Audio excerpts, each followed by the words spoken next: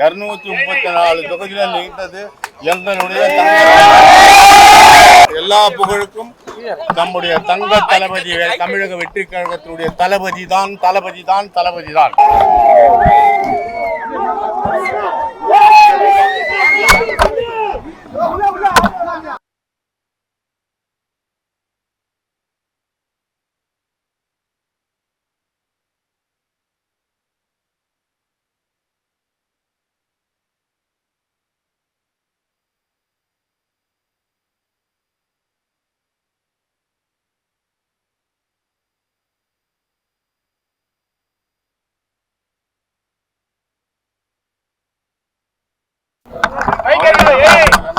தங்க தளபதி விஜய் தான், அவர்தான் அவர்தான். தமிழ்நாடு பூராவும் 234 தொகுதி, ஒரு தொகுதியை தூக்கி போட்டா கூட திருப்பி ஒரு ஆளை போட்டு சுயேட்சையா 234 தொகுதியில நீண்டது எங்களுடைய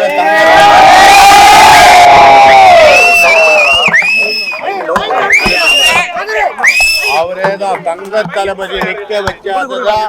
எல்லா வேட்பாளரும் நான் உள்பட எல்லா புகழுக்கும் நம்முடைய தங்க தளபதி தமிழக வெற்றி கழகத்தினுடைய தளபதி தான்.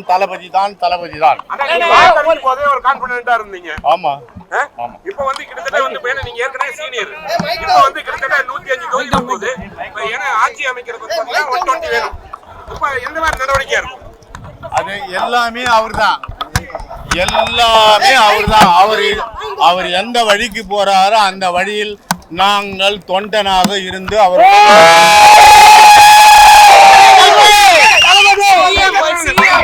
சிஎம்மா இருக்கிற ஒருத்தரை வந்து நீங்க டிஃபீட் பண்ணிருக்கீங்க. அது மட்டும் இல்லாம தமிழகம் முழுவதும் எல்லா இடங்கள்லயும் வந்து தவேகா வந்து ஒரு மிகப்பெரிய வெற்றியை கொடுத்திருக்கு. எப்படின்னா ஒரு வேட்பாளரும் ஒரு சீனியர் லீடராக என்ன எப்படி நான் பார்க்கிறீங்க? எல்லா புகழும் தளபதி அவர்களுக்கு. வெற்றி பெற்றது நான் அல்ல, எங்களுடைய தளபதி, எங்களுடைய தமிழக வெற்றி கழகத்தினுடைய தளபதி தான் வெற்றி பெற்றது, நான் அல்ல. ஸ்டாலின் அவர்கள் தோல்விக்கு முக்கிய காரணமா என்ன நினைக்கிறீங்க? எல்லாமே தளபதி தான் காரணம். எல்லாமே தமிழக கழகத்தினுடைய வெற்றி தளபதி தான் காரணம். ஒரு வெற்றிக்கு அவர்தான் காரணம். 3 முறை அந்த தொகுதியில அவர் முதலமைச்சர் எம்எல்ஏ வெற்றி பெற்றிருக்காரு. இப்ப நீங்க புதுசா வெற்றி பெற்ற அந்த தொகுதி மக்களுக்கு நீங்க என்ன சொல்ல விரும்புறீங்க? எங்க தொகுதி மக்கள் எந்த அளவுக்கு வசதி செய்யணுமோ அது எங்கள் தளபதி சொல்லியிருக்கார். ஒரு பைசா கூட நான் தமிழ்நாட்டுல லஞ்சம் வாங்க மாட்டேன்.